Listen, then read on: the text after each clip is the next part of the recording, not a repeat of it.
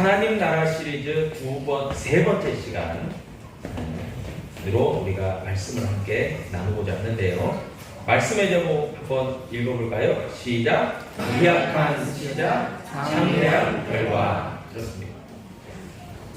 처음에는 작게 시작했지만 크고 창대하게 되어지는 놀랍고 풍성한 그런 이야기를 우리가 함께 오늘 말씀의 은혜를 함께 나누고자 합니다. 여러분 기억하시는 대로 지난 시간에는 우리가 하나님 나라에 대한 그 비유의 첫 번째 비유로 네 가지 종류의 땅에 뿌려진 씨에 대한, 그래서 결론적으로 좋은 밭에 옥토에 뿌려진 그 씨만이 풍성한 열매를 맺었다. 그래서 그 밭이 의미하는 것이 우리의 마음이고, 그리고 밭에 뿌려진 씨야말로 하나님의 말씀이다. 그래서 우리의 마음 가운데 좋은 마음의 밭에 하나님의 말씀의 씨가 뿌려졌을 때, 그리고 그 가운데서 성령이 역사하실 때 우리의 심령에 하나님 나라의 풍성함이 이루어진다, 부요함이 이루어진다. 그 말씀을 우리가 지난 시간에 함께 나누었습니다. 이제 오늘은 두 번째 비유의 이야기로 하나님 나라 비유의 말씀인 겨자씨와 누룩에 대한 이야기를 우리가 함께 나누고자 합니다. 여러분, 우리가 첫 번째 시간은 하나님 나라의 개념에 대한 말씀을 나누었고, 두 번째는 네 가지 종류의 밭, 그리고 오늘은 겨자씨와 누룩의 이야기를 하는 겁니다. 그런데 이 모든 것들이 다 포커스를 맞추고 있는 것이 하나님 나라예요. 그러니까 여러분, 이 주일 낮예배를 통해서 하나님 나라에 대해서 우리가 포커스와 초점을 맞추고 말씀을 나누고 있다는 것을 여러분 꼭 기억해야 돼요. 오늘 말씀을 보면 겨자씨가 등장을 합니다. 그리고 누룩이 등장하죠. 여러분, 겨자씨도 누룩도 상당히 작습니다. 그러나 나중에는 크게 된다는 것이 특징이에요. 공통점입니다. 예수님께서는요, 하나님 나라에 대한 말씀을 하시면서 비유로 말씀하셨다고 그랬어요. 영어로 parables, 비유로 말씀하셨어요. 왜 이 비유로 말씀하셨냐? 두 가지 이유가 있습니다. 마가복음 4장 12절에 보니까요, 이는 그들로 보기는 보아도 알지 못하며 들어도 깨닫지 못하게 하여 돌이켜 죄사함을 얻지 못하게 하려 함이다. 그렇게 말씀하십니다. 그러니까 비유로 예수님께서 하나님 나라의 비밀을 말씀하신 첫 번째 이유가 있다면 깨닫지 못하게 하시기 위해서. 왜 깨닫지 못하냐? 죄를 돌이키지 못하게 하기 위함이다. 그렇게 얘기합니다. 이것은 다른 말로 이야기하면 하나님 나라의 비밀은 영적인 말씀들이기 때문에 결코 세상적으로나 육신적으로는 이해할 수 없고 깨달을 수 없다는 거죠. 오히려 저들은 거부하고 무시한다는 거죠. 그래서 무시하고 거부하고 영적으로 닫혀있고 깨닫지 못하는 사람들은 결국 어떤 결과를 맞이할 수밖에 없느냐? 구약 이사야 6장 11절로 12절에 보니까요, 내가 이르되 주여 어느 때까지이니까 하였더니 주께서 대답하시되 성읍들은 황폐하여 주민이 없고 가옥들에는 사람이 없고 이 토지는 황폐하게 되고 여호와께서는 사람들을 멀리 옮기셔서 이 땅 가운데 황폐한 곳이 많다. 그렇게 얘기합니다. 이것은 무엇을 이야기합니까? 구약 이사야 선지자가 하나님의 말씀을 예언하고 선포했을 때 결국 죄악된 이스라엘은 하나님의 진노와 징계와 심판을 피할 수 없다. 그래서 저들은 임박한 하나님의 심판이 있을 것이고, 저들은 이국 땅으로 바벨론으로 포로로 끌려가게 될 것이고, 저들이 살았던 이스라엘 땅은 황폐한 땅이 될 거다. 그 말씀인 거죠. 여러분, 그렇기 때문에 하나님의 나라에 대한 비밀을 거부하고 깨닫지 못하고 영적으로 닫힌 죄악된 저들에게는 분명한 그 심판 가운데서 결론이 내려지는데 황폐하게 된다는 특징이 있다는 거예요. 그러니까 황폐하다는 건 뭡니까? 열매가 없고 사람이 더 이상 살 수 없는 그런 땅이 돼버리고 만다는 거죠. 그런데 2000년 전에 예수 그리스도께서 복음으로 이 땅 가운데 오셔서 하나님 나라의 비밀을 선포하십니다. 하나님 나라에 대해서 비유로 말씀하십니다. 그것은 무엇을 뜻합니까? 때가 임박하게 된 거예요. 때가 임한 거예요. 더 이상 비밀이 아니게 된 거예요. 예수님을 통해서 감추어졌던 것들이 드러나게 됐다는 것입니다. 고린도전서 2장 9절로 12절 말씀해 보니까요. 기록된 바 하나님이 자기를 사랑하는 자들을 위하여 예비하신 모든 것은 눈으로 보지 못하고 귀로 듣지 못하고 사람의 마음으로 생각하지도 못하였다 함과 같으니라. 오직 하나님이 성령으로 이것을 우리에게 보이셨으니 성령은 모든 것 곧 하나님의 깊은 것까지도 통달하시느니라. 사람의 일을 사람의 속에 있는 영 외에 누가 알리요? 이와 같이 하나님의 일도 하나님의 영 외에는 아무도 할 수 없다. 여러분, 그러니까 예수님께서 복음이시고 복음 대신 예수님께서 육신을 입고 이 땅에 성육신하신 이유는 하나님 나라의 비밀을 밝히 스스로 드러내 보이시기 위해서 우리 가운데 오셨고요. 성령이 비둘기같이 임하신 예수님이야말로 하나님의 영, 성령을 통해서 밝히 알지도 못하고 깨닫지도 못하는 것들을 사람들로 하여금 깨닫게 하시기 위해서 이 땅 가운데 오신 생명의 주님이신 것을 여러분, 저와 여러분들이 믿으시기를 축복합니다. 여러분, 2000년 전에 오셨던 주님은 지금도 우리와 함께 하시고 역사하시는 거죠. 그리고 성령의 시대이기 때문에, 은혜의 시대이기 때문에 이 시대를 살아가는 저와 우리들 가운데는 하나님의 은혜가, 하나님의 성령이, 하나님의 이 복음이 놀랍게 펼쳐지는 시대를 우리가 살아가고 있다라고 생각할 수 있는 거예요. 여러분, 그러나 여전히 오늘날도 하나님 나라의 비밀에 대해서 마음문이 닫혀 있고 들으려고 하지 않고, 그리고 영적으로 깨닫지 못하는 사람들이 존재하는 것은 분명한 거예요. 그렇기 때문에 우리에게 하나님께서 부여하신 그 책무가 있죠. 사명이 있죠. 비전이 있죠. 그것은 뭡니까? 하나님 나라에 대해서 너희가 전하는 자 되어라. 하나님 나라를 전하려면 우리부터 먼저 성령으로 깨닫고 하나님 나라가 우리 가운데 이루어지고 우리가 하나님 나라에 속한 하나님의 백성으로 살아가지 않으면 결코 우리는 전할 수 없는 거죠, 사실.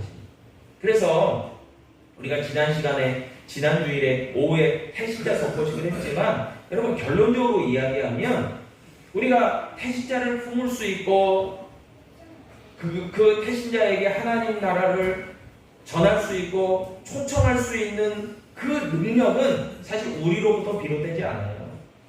기도할 때 하나님의 성령이 우리로 감화 감동을 주실 때, 우리로 그 전도할 문을 열어주실 때 우리로 태신자를 품고 그리고 기도하며 그들을 초청하고 전할 수 있는 것이죠. 여러분, 이 모든 역사가 하나님의 성령의 역사인 것을 여러분 꼭 기억하시길 바랍니다. 여러분, 오늘 본문으로 보면은요, 이제 31절을 보니까 천국은 마치 사람이 자기 밭에 갖다 심은 겨자씨 하나를 같다. 그리고 32절에 보니까 이는 모든 씨보다 작은 것이로되 자란 후에는 풀보다 커서 나무가 되고 공중의 새들도 끝까지 깃들인다 그랬습니다. 지난 시간에 밭과 좋은 씨의 비유를 나누면서 우리는 마음밭에, 좋은 마음밭에 좋은 씨가 뿌려질 때, 말씀이 뿌려질 때 풍성한 열매를 맺는다고 그랬어요. 그러면 오늘 이야기되어지는 이 마태복음 본문의 씨가, 예수님이 말씀하신 씨가요, 겨자씨예요. 이 겨자씨가 좋은 씨로 이야기하고 있는 거예요.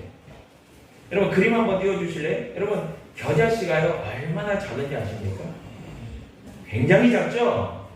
눈에 잘 보이지도 않는 정도예요. 여러분, 이렇게 작은 씨가 겨자씨입니다. 그런데 다음 그림 보여주세요. 이게 자라게 되면 사람 키를 넘습니다. 굉장히 크게 자라요. 여러분, 그래서 마치 나무처럼 보일 정도로 자라는 거죠. 근데 이게 풀 종류긴 한데 나무처럼 크게 자라기 때문에 겨자나무 이렇게 이제 성경은 묘사하기도 하는 거죠. 여러분, 첫 번째 그림에 나온 것처럼 겨자씨는 너무나 작아요. 이게 어떻게 될까? 이게 예상이 안 되고 예측이 안 될 정도로 너무 작습니다. 그런데 왜 두 번째 그림처럼 사람의 키를 능가할 정도로 자라냐면 이유가 있어요. 여러분, 겨자씨는 너무나 작지만 그 안에 뭐가 있기 때문에요? 생명이 있기 때문에 자라는 거예요.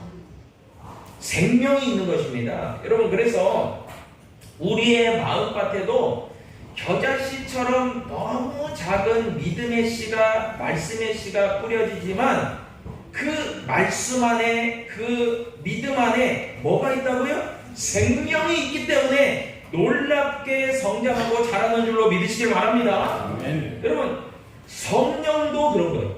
성령도 정말 우리 눈에 보여지지 않고 그러나 우리가 느껴지고 우리가 성령이 임한다는 것을 안다고 그랬어요, 성경은.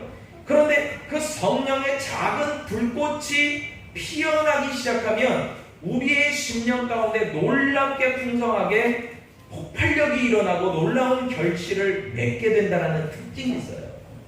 여러분, 이것을 예수님께서는 너무나 잘 보여주셨죠. 여러분, 예수님의 공생애를 보니까 처음에는 안드레와 베드로와 야고보와 요한을 부르시면서 예수님과 함께 동행했던 제자들은 12명에 불과합니다. 그러나 점차 시간이 지나면서 주를 따르는 무리들이 생기게 되고 제자의 무리들이 생기게 되죠. 그래서 우리가 잘 알다시피 예수님의 십자가 사건과 부활과 승천하기까지 예수님을 따르는 무리들, 그 무리들은 수백 명으로 늘어나게 되고요. 우리가 잘 아는 것처럼 사도행전에 보니까 마가의 다락방에서 120명의 그 제자들이 모여서 성령 받기를 약속하신 바 성령 받기를 위하여 기도했다는 거예요. 그러니까 12명으로 시작했지만 120명, 수백 명으로 불어나 있는 그 초대교회의 그 역사를 우리는 보게 되는 거죠.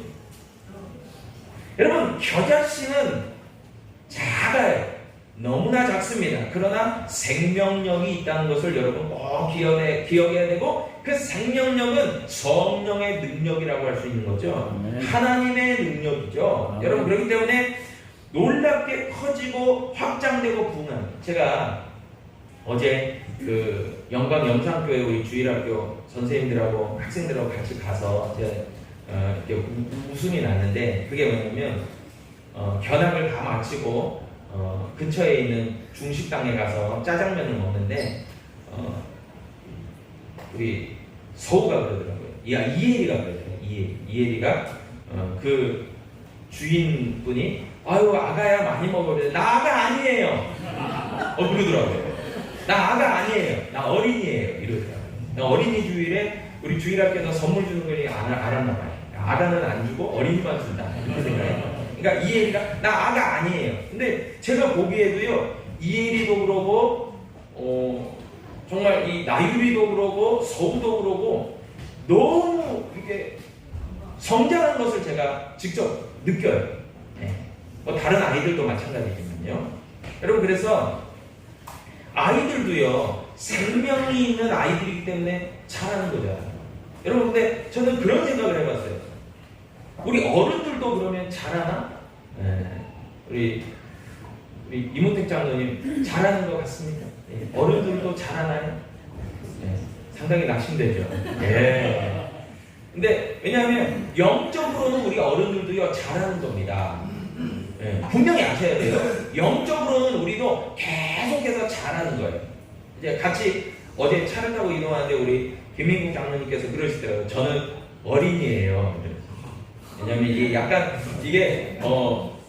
이게 그 긍정적인 말로 하신 게 아니라 약간 이제 그 뉘앙스는 네거티브한 얘기가 약간 들어있어요. 왜냐하면 우리 집에서 저는 어린이에 불과합니다. 저의 영향력은 이양 권사님이나 예은이에 미치지 못해요. 저는 제일 막내예요. 이런 뉘앙스로 우리 김민국 장로님께서 저는 어린이에요. 이렇게 얘기를 하셨는데 예은아 잘 새겨들어. 너보다 서열이 아빠가 미치라고 생각하는 이 불쌍한 시대를 우리 장로님 살아가고 계신 거야. 네가 많이 이렇게 위해드리고 해드려야 돼. 아빠가 최고야. 아빠가 가장이야. 아빠 없으면 다 끝나. 이렇게 얘기를 해야 돼. 자, 근데 여러분 어른들도요 잘하는 겁니다. 그리고 우리도 영적으로는 풍성하게 자라나야 돼요. 여러분 자라나지 않으면 영적으로 성장하지 않으면 한번 따라하겠습니다. 늙는 겁니다. 늙는 거에 불과해요. 근데 아무리 연세가 많고 나이가 지긋하셔도 계속해서 성령의 능력과 역사 가운데서 이렇게 성장하고 자라잖아요. 영적으로. 여러분 그 사람은요 늙는 게 아니에요. 성장하고 있는 겁니다. 확대되고 있는 겁니다. 풍성해지고 있는 겁니다. 아멘이시죠? 여러분 그런 의미에서 우리에게 정말 필요한 것은 예수님의 말씀을 통해서 보니까 생명이고 성령이더라고요. 골로새서 1장 6절에 보니까요. 이 복음이 이미 너희에게 이름에 너희가 듣고 참으로 하나님의 은혜를 깨달은 날부터 너희 중에서와 같이 또한 온 천하에서도 열매를 맺어 자라는도다. 아멘. 자라니까 열매를 맺는 거예요. 여러분 자라지 않으면 결코 열매를 맺지 못해요. 씨를 뿌렸는데요 안 자라고 그 씨 그대로 있으면요 열매를 기대할 수 없어요. 그러나 그 씨가 싹이 트고 줄기가 나고 거기에서 꽃이 피니까 열매가 맺어지는 거예요. 자라야 열매를 맺는 겁니다. 이게 원리죠. 여러분 그런 의미에서요 우리 개인도 그렇고 성도도 그렇고 우리 교회도 그렇고 우리의 가정도 그렇고요 성장하고 발전하고 자라서 하나님이 우리에게 기대하시는 풍성한 열매를 맺어야 될 줄로 믿습니다. 이게 바로 전도고 선교고 제자 삼는 사역이에요. 이렇게 이런 역사들이 막 나타나야 되는 거죠. 여러분 그래서 디모데후서 2장 2절에 보니까요 이 목회서신에서 영적 아비였던 바울이 그 영적 아들인 디모데에게 권면을 하죠. 디모데후서 2장 2절에서 또 내가 많은 증인 앞에서 내게 들은 말을 충성된 사람들에게 부탁하라. 그들이 또 다른 사람들을 가르칠 수 있으리라. 그러니까 내가 너에게 가르쳤지 너는 또 다른 사람을 가르쳐. 그러면 그 사람은 또 다른 사람을 가르칠 수 있을까요? 그렇게 얘기하는 거예요. 이게 배가 되는 그런 원리죠. 자, 마태복음 28장 20절도 얘기하죠. 내가 너희에게 분부한 모든 것을 가르쳐 지키게 하라. 볼지어다 내가 세상 끝날까지 너희와 항상 함께 있으리라. 그렇습니다. 여러분 하나님이 우리와 함께 하신다는 거예요. 이게 지금도 불변하는 진리고 우리에게 은혜와 능력이 되는 줄 믿습니다. 그러니까 함께 하시는, 어떻게 함께 하시는? 성령이 함께 하시는 거예요. 그래서 우리를 인도하시고 우리를 보호하시고 우리를 능력 있게 하시고, 여러분 성령은 헬라어로 두나미스잖아요. 그러니까 폭발력이 있잖아요. 다이나마이트잖아요. 그러니까 폭발력이 있는 능력이 있는 거죠. 여러분 그렇기 때문에 우리가 하나님의 역사를 순종하며 믿음으로 나아갈 때 우리 가운데는 성령의 능력이 있는 거죠. 성령의 능력으로 열매를 맺게 되는 거죠. 여러분 이것이 중요하니까 교회 안에서는 가르치는 사역과 제자 삼는 사역이 필요하고 이게 교회의 사명이기도 한 거예요. 말씀을 가르치고 전하고 제자 삼는 사역, 이것이 필요한 거죠. 이게 교회의 성장의 원리죠. 동력이죠. 여러분 그런데 이런 것에 무관심하고 영적으로 무지하고 불성실하면 마치 달란트 비유에 나오는 악하고 게으른 종처럼 자신의 받은 것을, 은사와 달란트를 땅에 그냥 묻어버리는 사람과 똑같죠. 그런데 오늘 마태복음 본문이 이야기하는 겨자씨와 누룩은 전혀 다르죠. 너무나 작지만, 보잘것없지만 그 씨 안에 생명이 있기 때문에, 생명력이 있기 때문에 자라서 풍성한 열매를 기대하고 많은 새들이 와서 그 가지에서 깃들이는 많은 풍성함이 있는 많은 사람들에게 혜택을 주는 그런 성장을 이야기하고 있다는 거죠. 여러분 그럴 때에 오늘 본문이 말하는 것이 하나님 나라 비유잖아요. 그러니까 결국 뭘 얘기하는 거예요? 우리의 심령 가운데 그런 하나님 나라가 이루어지면 우리의 개인도 우리의 교회도 우리의 공동체도 놀랍게 하나님 나라가 이루어진다. 아멘. 아멘. 이걸 얘기하는 거예요. 여러분 미국 고든 코넬 신학대학의 세계 기독교 연구센터에서요 2024 세계 기독교 인구 현황을 조사했어요. 그런데 현재 2024년 캐톨릭과 개신교를 다 포함해서요 전체 인구 중에 이 기독교 인구 그러니까 기독교 인구가 어느 정도냐면 26억이에요. 어마어마합니다. 여러분 생각해 보세요. 제가 아까도 얘기했지만 2000년 전에 예수님과 12명으로 시작한 그 기독교가요 오늘날 2000년이 지나니까 26억으로 불어났어요. 여러분 이런 놀라운 부흥의 역사. 여러분 아무리 많은 베스트셀러가 출간되고 읽혀지지만 성경은 단연코 베스트셀러. 많이 읽히고 많이 팔려요. 2000년을 지나면서 불변이에요. 불변하는 베스트셀러. 여러분 이런 놀라운 역사가요 말씀과 하나님의 교회 확장을 통해서 지금도 현재도 이루어져 가고 있는 거예요. 지금도 사도행전적인 교회들은요 놀랍게 성장하고 부흥하고 여러분 전 세계 뭐 미국이나 우리나라도요 이런 복음적인 교회 그리고 성령 지향적인 교회들은요 부흥하는 거예요.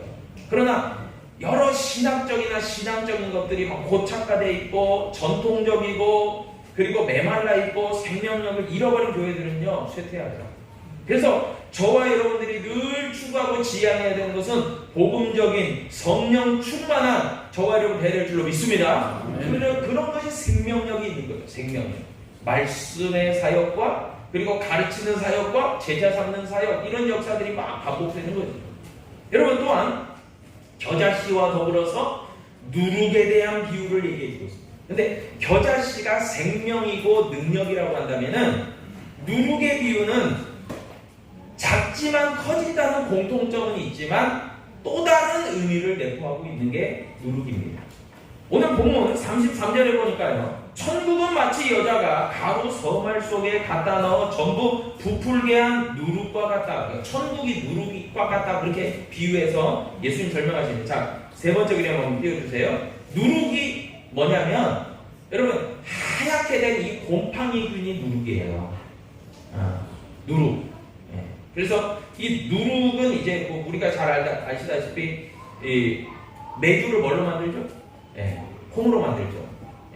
근데 그 콩으로 메주를 딱 만들어 놓으면 그 하얀 뭐가 낍니까? 곰팡이가 껴요. 그게 누룩이에요. 누룩. 그게 누룩이에요. 김치도요. 여러분 김치도 새김치 담갔다가 독 같은데 항아리 같은데 오래 묵혀두면은 여러분 그 안에 그 막 발효작용이 막 심하게 돼가지고 그 위에 뭐가 하얗게 막 끼죠. 그거 상하고 그 부패한 거 아닙니다. 그게 뭐예요? 곰팡이균이에요. 이게 누룩이에요. 여러분 그게 누룩 곰팡이균인데요. 여러분 이것이 아주 작잖아요. 현미경으로 들여다봐야 이제 곰팡이 이 세포도 보이고 막 그럴 정도로 작잖아요. 그런데 이 눈에도 잘 보이지 않는 이 누룩이요. 빵에 들어가고 안 들어가고의 차이가 어마어마합니다. 자, 다음 그림 한번 띄워주세요. 네 번째 그림이요. 그냥 그 부풀지 않은 빵이에요. 이거를 일명 성경에서는 무교병이라고 하죠. 그러니까 누룩을 넣지 않은 빵이 무교병이에요. 그러면 무교병의 특징은 뭐냐면은 누룩을 넣지 않았기 때문에 그냥 밀가루 반죽 그대로 구워진 형태예요. 그러니까 특별한 형태의 변화가 없어요. 크기의 변화도 없고 그리고 가장 중요한 것은요. 크기도 변화가 없지만 그냥 구워졌다는 것에 불과해요. 그렇지만 가장 중요한 게 있어요. 그 안에서 뭔가 작용이 일어나잖아요. 그러니까 우리가 눈으로 막 세밀하게 관찰하면 뭐 볼 수도 있겠지만 그러나 시간이 좀 지나고 해야 되니까 그걸 일일이 들여다보는 사람 없어요. 그러나 누룩을 넣지 않은 빵은요, 그냥 무교병적인 빵은 그냥 형태나 변화가 없어요. 그러니까 이 누룩 비유에서 중요한 것이, 겨자씨 비유는 생명과 능력이라고 한다면은 누룩 비유에서는요, 중요한 의미가요, 내포된 의미가 변화입니다. 변화. 여러분, 마지막 그림 보여주세요. 누룩이 들어가잖아요. 빵은 어떻게 됩니까? 부풀어요. 네. 저는요, 전에 알바를 할 때, 아르바이트를 할 때 이걸 직접 경험해봤어요. 제가 여러 가지 아르바이트를 하는 중에 이런 것도 해봤거든요. 누룩균을 넣고 이게 놔두면 빵이 이렇게 부풀어요.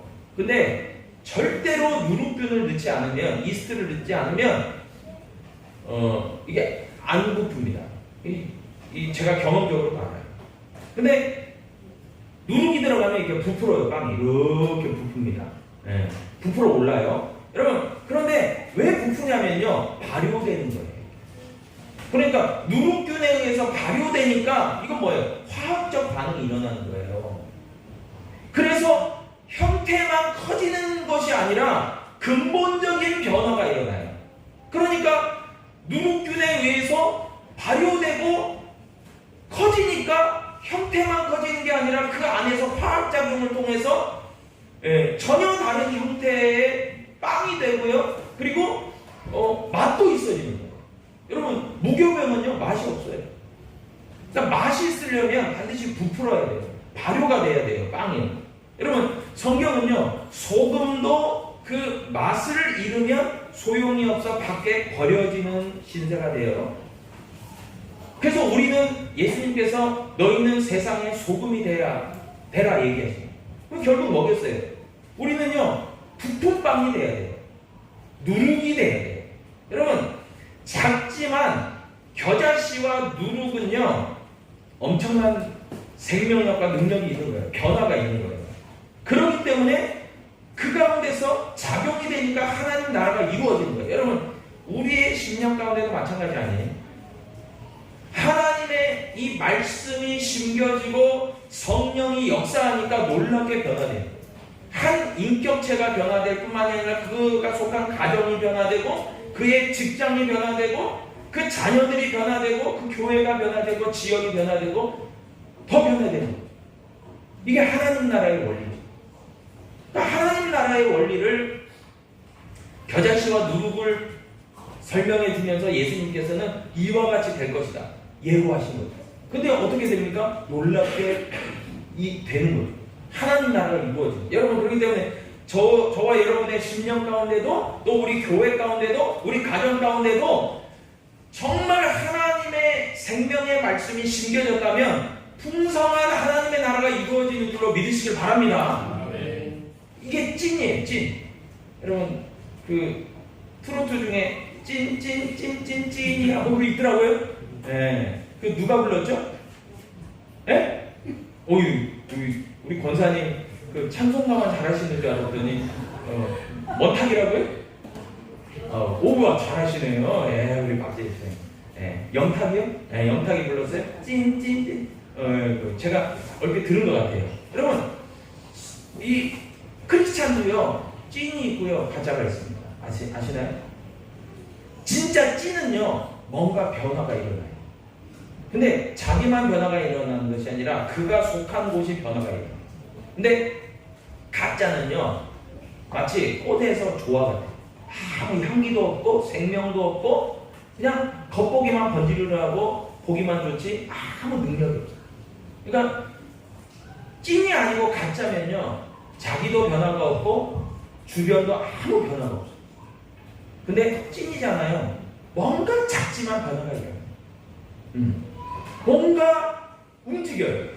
뭔가 확대돼요. 뭔가 바뀌어요. 여러분, 찐이에요. 그래서 저와 여러분들은 하나님이 보시기에 찐이 되기를 축복합니다. 찐이 돼야 돼요. 이게 진짜예요. 여러분, 세상은 큰 거를 요구하고 커야 좋고 이러지만요, 여러분, 우리는요, 어차피 자연적 교회 성장의 원리처럼 어차피 커지는 것은 하나님의 은혜고 역사고 하나님의 주관이에요. 우리가 막 키우려고 하는 게 아니라 하나님이 자연스럽게 해주시는 결과고, 우리는 결과보다는 뭐에 초점을 포커스를 맞춰야 되냐면 찐에 포커스를 맞춰. 근데 이 겨자씨와 누룩이 찐을 얘기하고 진짜다 이거. 이건 진짜 진짜구나. 그러니까 막 역사가 나타나는 거예요. 여러분 그 하나님의 나라의 놀라운 역사, 비밀, 여러분 그것들이 저와 여러분 가운데 작용되고 열매 맺고 움직여졌을 때 하나님의 나라가 임하고 하나님의 영광이 나타나게 된 줄로 믿으시길 바랍니다. 그리고 저와 여러분들이 그런 하나님 나라가 이루어지는 하나님 백성 되기를 축복합니다. 기도하겠습니다.